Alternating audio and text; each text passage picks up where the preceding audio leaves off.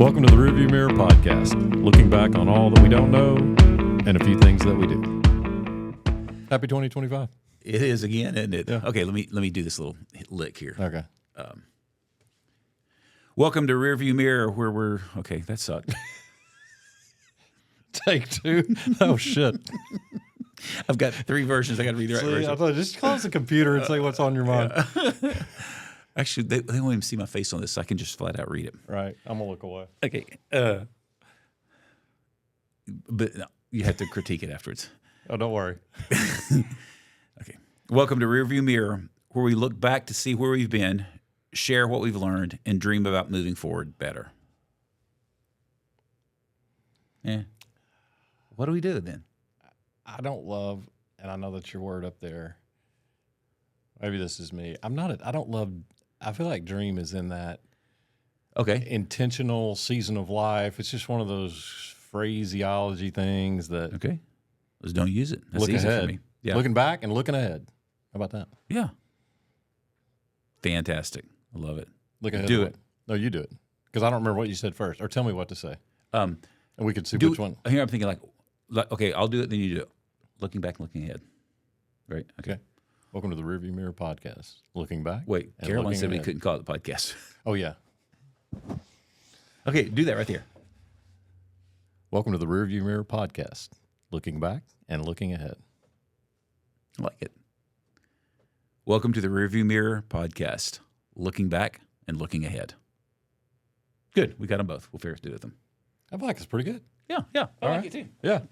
All right. Was this all part of our first podcast? Are we gonna keep this in? that little part right there? I don't know. We'll see. I'm not opposed to. We're trying to figure out how to get started. Yeah. I mean, whoever they Yeah. are. Oh, yeah. Let's go with the they. They say you have They to have an intro. Well, So we have an intro. We just did our intro. We have two. We have one that's really bad and two that are just marginal.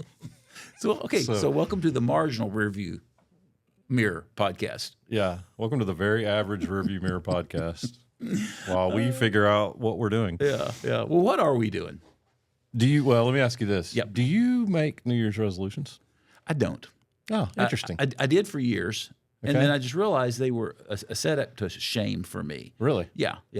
I think I just decided I'd rather, and maybe this is a little mental gymnastics game I play with myself, but I'd rather look at the beginning of a year, and I'm more interested in focusing in the rearview mirror. I'm more interested in looking back and figuring out how to be grateful and battle with the acceptance of the things that I don't like from the previous year. And then I think as I lean into a new year, if there's anything that's in the almost like the resolution category for me, I think it's just going, is there an area where I want to address and create a new habit or a different way of approaching something? But the resolutions, I used to have like 9 of them, and it just sucks. On a spreadsheet. I know. No, but it's like, I read this week. It's so cool. It's like the word priority. Yeah. The word priority started in like around the 1400s, if I read this article right. But it's only been in the last 100 years or so that we've turned it into plural. It's always been singular. Really? So now we talk That's about interesting. What are your priorities? Yeah. Well, by definition, They can't all be priorities. right. So anyway, Then you had to kinda come the up same with thing. prioritize to get your priorities Yeah, in the to do my right order. resolutions. Right. So To do more I resolutions. just quit doing them. It worked out better for me. What about you? Not really. We had a conversation at dinner the other night. We had my daughter's in town and son and daughter-in-law, and we talked about resolutions. Interestingly enough, my daughter Caroline had several. Well, they were good. And Will, surprisingly, had some. Not surprisingly, he had some, but he'd kept his from the year before. Like made them to happen? check Wow. them. So I thought that was interesting. And I don't really, I make changes during the year as things come to me. And I do like your thought of I like to look back. Hey, in my business world, what went well? Where did revenue come from? A lot of times you think it came from a certain place, maybe it didn't. And personally, what happened? Medical stuff, good, bad, whatever. But I like change. I like to make change anyway. So Yeah. I change things throughout the year. On the fly, Anyway, even at just- times. yeah, right? kind of. So, speaking of changing things on the fly, Boy, are we ever. welcome to the first episode, which is really not the first episode. I know, but it kind of is, but it isn't. You're right, 100%. And the reason it's not the first episode, I'm going to tell a little story. Please. But we won't use names for the sake of those involved. But for the, It's for going to be this, pretty easy. for It's you this, or me. Yeah, for this story, let's just call him Jeff. Okay, That's So good. Jeff, hypothetical guy, of course. As I checked, that we're on. It's Friday today while we're filming this. As we met Wednesday, Jeff, this mythical Jeff, has listened to the first podcast at least 3 times. Only 3. Only 3. Okay, Only good. 3, You yeah. stopped there, and was fairly on board with episode 1, or let's call it the pilot episode. The pilot, yeah. Yeah, you were on board. It wasn't bad. We didn't scrap it. We're shelving it for future use. But that led to a funny conversation, but led to a lot of good conversation about, what do we really want to do? Yeah. And what do we want this to be about? And then how are we going to present it? Yep. And it kind of even took us back to our why are we doing it question all over again, which I thought was good to revisit. I thought so too, and it brought up a lot of stuff for both of us personally that we're going to have to wrestle through with this. So we thought, well, we might as well get that out there in the first episode. I think so. And just talk about it because we really kind of wrestled around with the question of, are we doing content or are we having conversation? Right. And I think we pretty quickly realized that content is burdensome at best. We'd have to come up with it every week. Yeah. I think there's plenty of content out there, and really what we're trying to do, the why behind this whole idea of the podcast, and you can talk about this, is we've been having coffee for 15, 20 years, sometimes with a couple other guys, and living life and wondering, both of us at the same time, is this transferable to anybody out there? Would anybody else benefit from this? Let's try to take the coffee conversations, put them into podcast form, see what happens. Right. I think that was, you brought that question, or I'm sorry, this hypothetical person named Steve brought the question to this conversation. Right. And I didn't like the question at first because to me the answer was both. But that's the way I approach everything in life. I'm trying to hold both things always, right? And I think as we talked about it more, what I realized is when the hundreds of times that we've had coffee or we've sat down together, we've been in each other's homes having meals, we have never, sent an email to each other beforehand saying, hey, what are we going to be talking about tonight? Right. But there's something that's rich that comes out of those conversations. And I think there is something more organic about your wiring and the way you want to approach this than my natural bent. I think my natural bent is I need a plan. I need to know what we're going to talk about. I'd like to have 2 questions or 3 questions, and we'll go from there. And I think the more we talked about it, I realized I do want to have a big picture idea. Like today, we're talking about why are we doing this? What is this thing we're doing this? And the process that's got us to this place. I love just coming here knowing that. But then I think for you and I to sit here and say, all right, let's talk. There's something I'm looking forward to experiencing and doing that way with you. Because that's what we've done for, like you say, 15, 20 years. And you're a counselor now at this point in your life, a coach, a counselor. Yep. Do you prep for your meetings? Yeah. The only sense of prep I have is I always will review the notes from my previous meeting with the person. But at that point, I go in and it's just like, what are they bringing in? Or is there something we need to follow up on that we were talking about before? Right. But no, I never come in with my 3 points and that I need to make sure I make. I would much rather be in the moment. And so I think some of the content prep comes from my former life, when I was up front speaking a lot. And in those days, Steve, you had a 27-minute window you need to communicate in, and you need to have your points, and you have your slides, you need to have your blanks to fill in or whatever. And so I think I have always been driven by I need to get from point A to point W in 27 minutes. And that's not how I live my life normally, except in that one artificial environment that I lived in for 26 years. Do you like that structure? I see the value of it in certain places. If I'm going to do a presentation to a room full of, leaders, I feel like I need to come in there prepared and know what is it I'm trying to communicate to them to train them or to equip them, right? Right. I think, though, what I love is when I just get to sit with someone and say, what are we talking about? Where does this conversation take us? And what do we learn from it? Yeah. What did you learn from our conversation Wednesday, our final conversation before this particular episode? Like, what takeaways, what struck you? Because we ended up talking about, we went from what you're describing, this content versus conversation idea, to why are you resistant to certain things? Why am I resistant to certain things? What is it in our past lives in the rearview mirror that caused that? Yeah. I think for me, it's that I don't think I even used this phrase on Wednesday, but as I've reflected, I think it's almost like the imposter syndrome thing. You know, I think at some level, I think every person on the planet battles with it at some level, right? Yeah. I think for me, I've always felt like I needed to be able to show up and know what I'm supposed to talk about. And I think part of it was some of the organizations I worked in along life's journey is there was a high expectation for performance. And then that comes, I'm not blaming on the organization, that comes really natural to me. You know, in the Enneagram world, the threeness part of me likes to perform, likes to achieve, likes to accomplish, likes to get the task list done, right? Yeah. But especially if it makes my image look better, you know? And I think part of what I just realized is that's not what I ever do when I sit with you, when I sit with other friends. I'm not trying to figure, ooh, how do I make my image look better? I shouldn't say I never do that. Of course I do. But I mean, I don't think that's the driver in me. Yeah. It's not the dominant thought. Right. Exactly. I think the dominant thought is, hey, what's going on with you and what's going on with me and how do we talk? And that was fun. Yeah. So I think a lot of it got exposed for me was going, gosh, even when we come to doing this podcast, there's this part of me that goes, ooh, it's got to be really good. Ooh, it's got to be really right. Ooh, I've got to make sure that we go from this place to this place so that people experience some kind of journey that I control instead of just saying, we're going to talk. Again, it's what you said perfectly a few minutes ago. The conversations we've had have been hugely important for us. Yeah. We've both, you've said this, I've said this, we found ourselves sharing our conversations with other people who have really gone, wow, that's a good way to think about it. Yeah.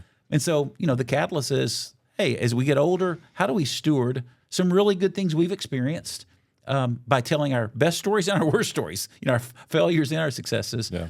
So to me, I thought, well, the best way to do it is then let's talk. What's your podcast experience? Pretty minimal. Pretty minimal. Participant, listener? Both and. Like I listen, I'll listen to, I don't know, I've got a handful that I've listened to at times, but I'm not a guy that would say I listen to podcasts all the time. Okay. You know, I'll probably listen to more books on audio than I will podcasts. But when I listen to podcasts, I'm always intrigued at the way the conversations are happening. This fall, just randomly, I don't know how this happened, but I had 3 different people reach out to me and say, hey, would you be a guest on their podcast?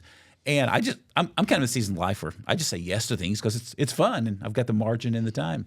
And so one of them was a podcast where I think it was very content delivery. It was, hey, Jeff, will you be the subject matter expert on conflict resolution? And it was great. We had a fun time talking about, you know, she probably had 10 questions she threw me, and we talked about principles of how you do conflict in a healthier way. It was a podcast that was getting people ready for the holiday season. A lot of conflict with in-laws. There's conflict in the holidays? That's what they say. I have no idea. Man, I don't know that I've ever experienced that, really. So maybe we need to talk about that. Maybe I should ask you some questions about that. I think about what's the line from Christmas Vacation when all the in-laws are coming to town and the daughter doesn't want, she's got to sleep in the same bedroom as her brother, and mother says, we're all making sacrifices. It's the holidays. We're all miserable. So, that's the birthplace of conflict. Yeah. So that was fun. A second one was a new podcast here in town by a couple of friends called Southern Gentlemen. And they just had me on to say, hey, talk about relationship with your wife and how you build a stronger relationship. That has nothing to do with conflict, though, right? No. Oh, everything.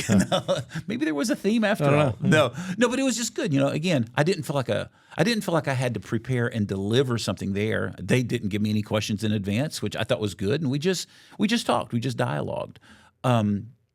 The third one was with Sarah, our daughter, and I had so much fun with that one. She started a podcast with one of her good friends, and on this one, the topic she gave me was dating advice with Dad. So I got to be the quote-unquote, you know, hey, here's some thoughts about dating. And again, we had a few questions, kicked them around. But at the end of all 3 of those, the 2 things that happened, one is I really thought this was fun to do, just flat out. Yeah. I enjoyed it. I think the second thing I thought about is I thought, well, I'm offering content to people based on something they're looking for. Gosh, what would it be like to offer out of my own life experience? And I think that's when I thought, the second thing I thought, I think I might want to do a podcast. And the immediate next thought was, I don't want to do it alone. And so it was really fun when we grabbed breakfast, I don't know, a month ago and said, hey, you up for this? And, you know, I honestly, I came to that meeting knowing your wiring going, Steve's response is going to be, I don't know. And then after that, it'll be. Now explain that a little bit. Well, I will. I think that's you. I think you're an introvert on steroids in moments. Yes. And that's fair to say. I think the thoughts of, hey, come on, put your voice out for other people to know. I thought there'd be a part of you that would do that right there. I did. I'm still doing it. Yeah. Well, and what surprised me was you listened and you asked me a question, why are you doing it? And I kind of shared what we've just talked about. And you said, yeah, I think I'd like to do that. And I thought, oh, okay, this is pretty awesome. Yeah. But I know some of the catalyst for you was podcasting for your background this past year. Tell me about that. Well, as fate or providence would have it, I was asked to be on a couple of podcasts, same guy, same group, but not as noble as yours. They weren't conflict resolution or marriage. They were golf related. So I love it. That's you.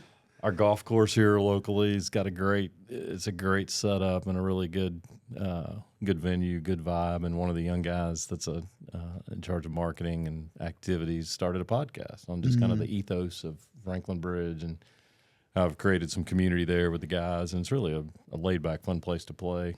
I love the guys there. It's a ton of interaction. It's just fun. And so Blake Crawford, the guy there, he said, hey, I want to get you on the podcast one day.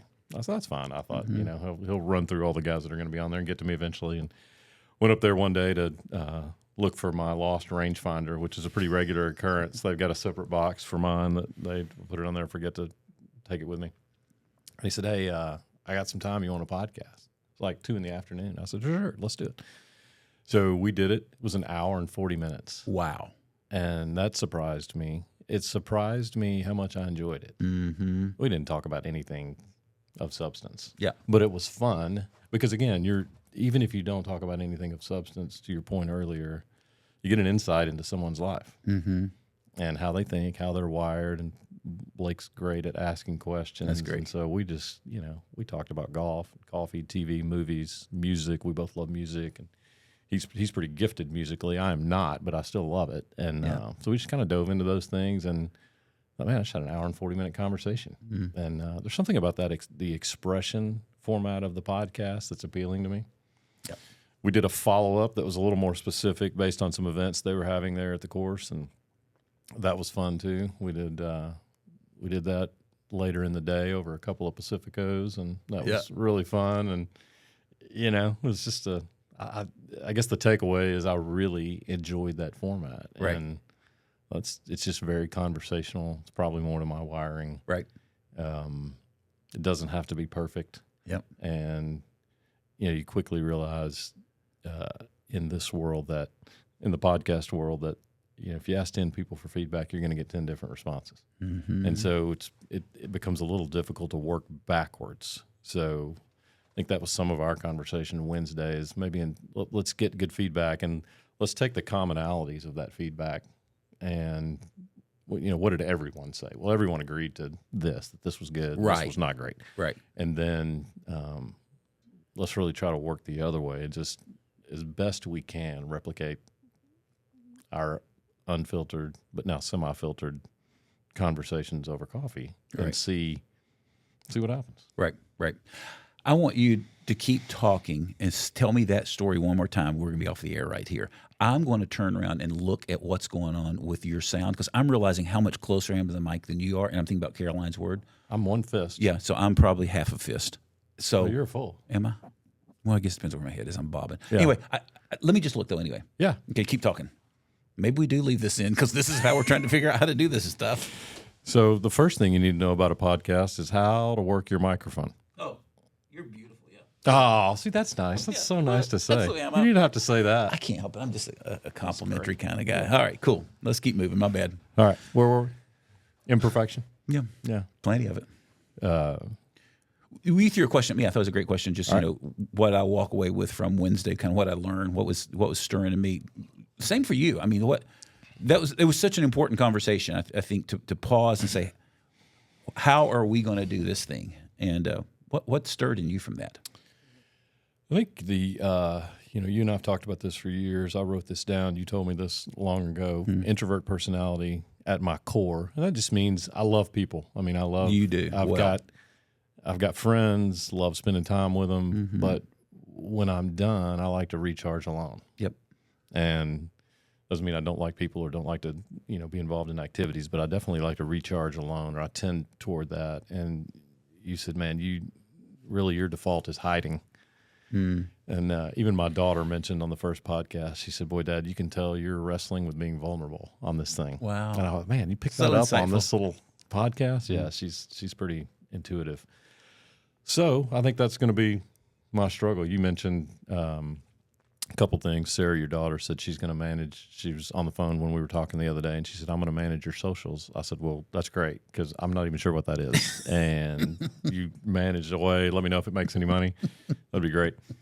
And then the idea of putting this out there intentionally, on various venues, and then marketing it. Yeah. I don't mind putting it out there. You can, my other one's on Spotify. It's fine if you're that desperate to hear about why you maybe hit an iron off the tee on number 11 at Franklin Bridge instead of driver, then hey, knock yourself out. But it's the thought of marketing it, creates some anxiety in me. Oh, I saw that even on Wednesday when we were talking. Gosh, man, it's like, oh. And I said, we need to get this picture, and we need to build this, and we need to get Sarah to put it out. Yeah, then the. But hey, we didn't. This idea was planted in our heads, in your head, and mine. It's not. We didn't come up with it, so I'm gonna trust and see where it goes. Yeah. Put myself out there a little bit. I love that. A little, anyway. We'll see. I love that. A little may be enough to start with. When we first a month ago started talking about this possibility of a podcast, I'd been reflecting on it some beforehand when I asked you, and at the time I thought I don't know what the theme is exactly, but I knew that I want to share a little bit of, again, my journey and what I've learned, not because I think mine's the most unique or the most special, but I think this is part of the aging process. Over the last decade or so, I've read so many books on aging, and I really want to end well. I really want to age well. I want to leave a contribution to legacy, whatever you want to call it. And this past summer, I turned 65, as you well know. And for every summer, our family, we do a beach or a lake trip, and it's just a chance to get everybody together, let the grandbabies run wild, and eat some good food and build some wonderful memories. It's fun. I'm grateful our family enjoys being together like that. Well, this year, as it was approaching, one of my kids said, "Hey, Dad, would you be up for us basically doing the trip this year down to Cleveland, Tennessee, where I was born and raised, rural East Tennessee, and would you be up for taking us to 10, 15 really significant places of your story?" And my son, Josh, our oldest, he's a videographer. And so Josh said, "Dad, I'd love to just capture those and, I don't know, make some kind of little video with them sometime." Yeah. And kind of a legacy thing, right? He goes, "I want my grandchildren one day to know you and Nana, Laura." I'm like, oh my gosh, that's powerful that they would want that. So we did that, and we spent 5 days down there. And on 2 of the days, we went in and probably spent 3 or 4 hours each day, and went to 8 or 10 places each day. And we would just pull up in our 3 cars, and grandbabies were going crazy sometimes, and they would just say, "Why is this place important?" I mean, literally, I was there on my 65th birthday, and the first place we went that morning was we drove to the little hospital that I had been born in 65 years earlier. Wow. Stood in the parking lot, and I just told them a story. I said, "I have 3 stories I remember about this place. I remember nothing from the day I was born." I was going to say, what do you remember about that? Not a thing. That would be odd. Yeah. Yeah. But I do remember that same hospital as the place I was when my mom died. And I think there was something about, kind of in our theme, looking back in the rearview mirror and my kids wanting to know more about my story. Yeah. That was just, it was rich. It was sweet. I'm humbled. I'm blown away they wanted to know it. But as we talked, and as I've reflected on it more, I thought, gosh, what happened back there turned me into the man I am today. It shaped me for good and for bad. Right? And I think I spend so much of my life wanting to encourage other people and helping them think in terms of, gosh, how do I live my life a little bit better? How do I move forward in a way that I learn from the affair, from the failure, from the consumption of too much whatever? I mean, how do I learn from those hard things? And how do I learn from my crazy success, from more money than I ever thought I would have? I mean, I see this in people all the time when I'm in my work. Yeah. And I just think, gosh, so much of what I have to offer comes out of my story. I think that's true for all of us. It's really the best thing we have to offer. Yeah. How have we learned from life? And so I think when we started talking about this, I thought, Rearview Mirror, Laura actually is the one that said, y'all should call this thing Rearview Mirror. And I think I like the concept of, I want us to be able to look back. What did we learn along life's journey? And how does it impact us? How might that, maybe one of those stories, encourage somebody that's choosing to listen to us? One of the things that's been fun to watch, as I've gotten to know you over the years, is it's so funny because I see you at coffee. Right. And then I see you from the pulpit or speaking, and I go, there's two Jeffs, Yeah. And one of the reasons that I wanted to do it more conversationally is I want people to see the Panera Jeff. Yeah. And that's, we talk a lot about failures. We talk about successes. We just talk about things, and some of that's appropriate. You can't be unfiltered from a pulpit. Right. It's a different role. It's apples and oranges. That's a different venue, but we're very unfiltered there. We'll be a little more filtered here, but still, I think we're, the first episode's about how we really, it took a while to even figure out what we're doing and how it's going to look like. Right. And we don't have it all together. And I think folks will see that as we keep going. So I think that's a lot of our journey's been understanding our story, embracing it, reckoning with it. Yep. And not liking some of it. Yeah. Yeah. Yep. It all belongs, doesn't it? It does. When you were saying that, it made me think of something I hear myself saying often, and it's, I think our life story forms us and deforms us. Right? That's good. You think about it. I mean, it forms me. We like that part of it. Oh, my parents did this for me, or whatever. But there's also places along our story where we get deformed, where we're suddenly like, oh my goodness, that's not a good part of me. And I think the work of adulthood is ultimately, how do I don't know what word you want to choose, reform, transform. How do I just change? How do I look back and be responsible with my story? Again, celebrate places that were good, be grateful for those places, and be courageous enough to look and go, wow, that's a really bad pattern that I've developed or that we've developed. Yeah. And it needs to be addressed. I think that's part of what I want us to be able to just talk about those stories in our lives, because, gosh, we've shared so many through the years. Mm-hmm. And I think when, I'm not quite 65, right. And I just noticed when you were saying that you don't have any gray hair. Oh, I've got a ton of gray hair. I do. We need do to color your hair? Oh, no, never. I didn't think so, but Never. That struck me. Yeah. And that's where I'm going to have to, take my ADHD medicine and not get off on a tangent. But I don't have a good vision yet for the next part of my life. Yeah. Yeah. And, you and I've talked about that. I really wanted to be a good dad, good husband. That formed in my mind pretty easily, right? Just because some of the things in my past, I didn't have a problematic upbringing really at all. My mom was great; she allowed me a ton of freedom to be myself. My parents were super young, and my dad was just kind of absent. We weren't on the same page. He got a little more crazy as the years went on, but he was not to me. He was not a mean guy. So, but you don't have that strong father figure. There's some deformity, as you said. Yep. So wrestling with that. But now that my kids are adults, one is married, very competent. I don't really know what the next part of life looks like. Yep. So, just trying to figure that out. And maybe figure it out is not a term. Just to, I think, be observant and see what comes that I'm interested in. A path that might be interesting. Yeah. I would love for us to intentionally talk more about that sometime, because I think for both of us, though our wiring's really different, I think there's also this ability to be very adaptable, to be able just to kind of take life as it comes. I know what I said about me earlier with this podcast stuff, but I think in real life, I can be very much in the moment. And I think that's it's a great strength, right, for both of us. And I do think I want to make these last years, however many I get, and I'm hoping for a lot of them. But I want to use them well. What does that mean? Well, yeah, I don't know. So use them well. This is if we were at Panera right now, I'd go, I don't know what that means. So in my 30s, what that meant is I have to do something that's significant. I have to do something that gives me kudos. I have to do something that really influences people. I'd probably say I have to do something that's worth my life. That was the big phrase at one of the churches I worked at, or gosh, something that's a greater cause for the greater good, for the greater world, That's a heavy burden. That's exhausting. Seems like a lot. Yeah. So that's not what it means today. Okay. I think it just means, gosh, I want to really, really love well the people in my universe. I want to take whatever I have been given and figure out what it means to steward it well. And if stewarding well means, gosh, I'm just going to talk to the people that come to my office on a weekly basis, I'll die happy.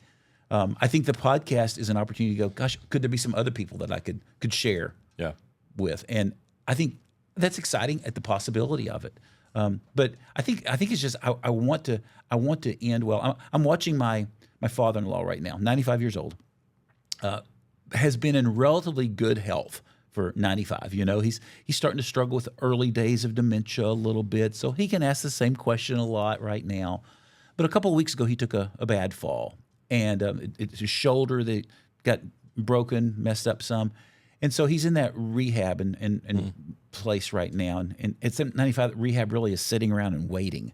Yeah, it's not like he's on a bench getting worked on, but I think as I look at him, the one thing that I really respect about him, and I've had a lot of other thoughts, but one thing I really respect about him is he's just embracing the reality that he can't do a whole lot of things anymore, that life is slowing down, and yet he still wants to check in with his kids pretty regularly on the phone.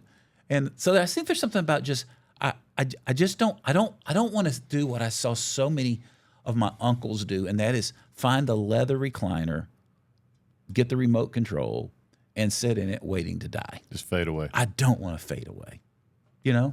So I think I agree. I think that's what I mean by that. It's not that I've got to find my next great cause, but I also want to be open if something knocks on my door and going, like this podcasting thing. I want to be willing to go, all right, well, let's play with it and see what happens. I didn't think of this. I didn't create this. But it seems like it's a fun venue, and it could be something that's. I mean, it could be 2 episodes and we're done, but it could be. It could go on and do. Yeah. We could do it longer. Right. Yep. I'm open to whatever. Yeah. Me too. Yeah. I think there's a lot of shared interest you and I have. That would be easy to have conversations around. Is all I'm thinking. As we're sitting here today, like I think the number of times we've sat at the table, and gosh, this one goes back 15 years ago. I mean, Steve, you're one of the most influential people in my life that helped me regulate when I was parenting my oldest son, because you knew Josh, and y'all would hang out a little bit. There were sometimes Josh would reach out to you, and I think what you would say to me so often is, "Man, Josh is really a good kid. Josh is really going to be okay." Isn't it interesting though because at the time when Josh is 14, 15 years old probably, and my kids were younger. Yes. And so you looked back at some of the things I didn't handle very well with my younger kids going, that's perfectly normal for them to react that way at that age. And I look at a teenager and go, that's what teenagers do. Yeah. Yeah. I think I've said this to you many times. I think Laura and I both were these good kids in adolescence. And I don't think I knew that about you. I knew that about her. Yeah. But I don't think until you told me that the other day, that wasn't a lens that I viewed you through. Yeah. I think that explains a lot. Yeah. Well, it was your self-righteousness. My gosh. Yeah. I was saying, it wasn't because I was such a a man of such high character and code and conduct. I was terrified. Yeah. I mean, I can remember just terrified that if I do anything, my mother will find out and she'll kill me. Right. And so I lived in this perpetual state of fear. But I think because Laura and I both were these didn't create a lot of problems. We were very compliant kids. I think we both just unknowingly walked into parenting going, and our kids are just going to be easy and obedient and compliant. Foolishness on steroids. And so I think there were those moments when your word would be like, well, he sounds like he's 15. He sounds like he's 16. And I just scratched my head going, gosh, I needed to hear that today. Yeah.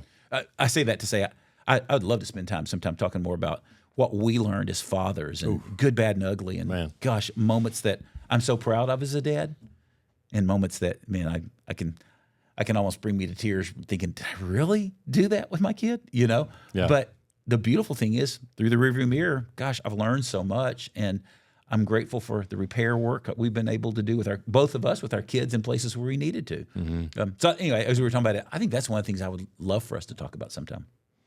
Yeah, I think that's probably on the docket. I mean, that's been, being a father it's an honor. And it's one of the greatest things I've ever experienced. And sometimes it just sucks. Yeah. And sometimes I suck at it. Right. And so, but again, an overview of the podcast is that's in bounds. You know, where we talk about things we're not good at and things we'd love to be better at, and that's okay. Yeah, and that's necessary, I think, in the redemptive process. I mean, that's God doing something for us that we couldn't do for ourselves. So, love that. What else are we learning as we get ready to try to figure out how to do this thing? Mechanically on a podcast or just in general? I'm thinking about, as we're here today, saying we want to let people in the window of the challenge we've been through to get to this point. I'm going, okay, the mics are live. We're actually moving forward. I think we've done a good job of just talking about. Yeah, I don't really know the answer to that. Yep. And I think that's one of the things is we're not. I mean, if you're tuning into this looking for answers and how-tos, I mean, you're probably going to get some of that, but not a lot. Right. I mean, I think we're two imperfect guys who are hopefully open to change over a period of time. So, right. And sharing with you some of the things that we've done well and some of the things we've really screwed up.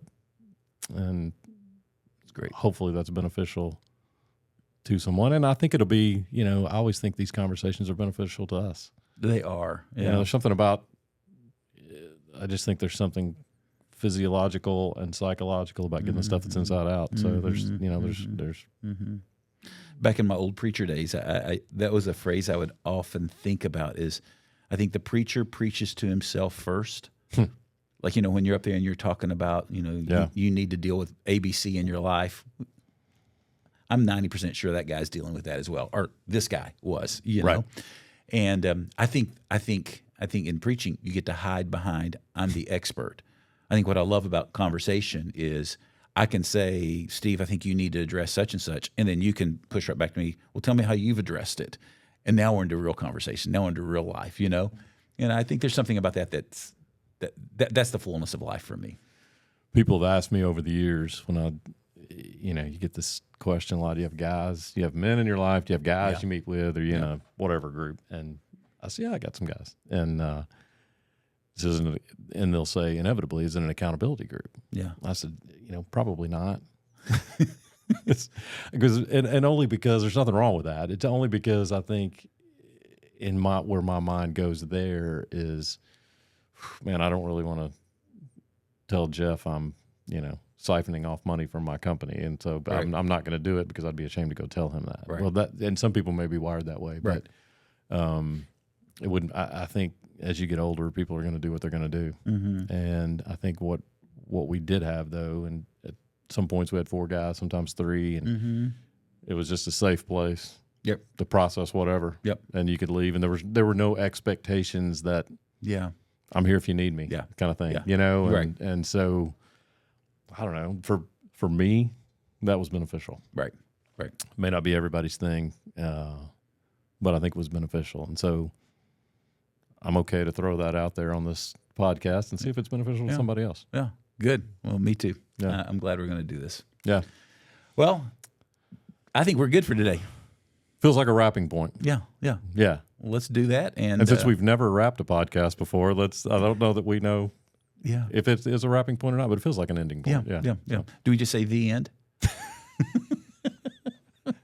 Again, I don't really know. Is this where the music comes in? And I have like the funeral music. Yeah. That's what it probably feels like. Right.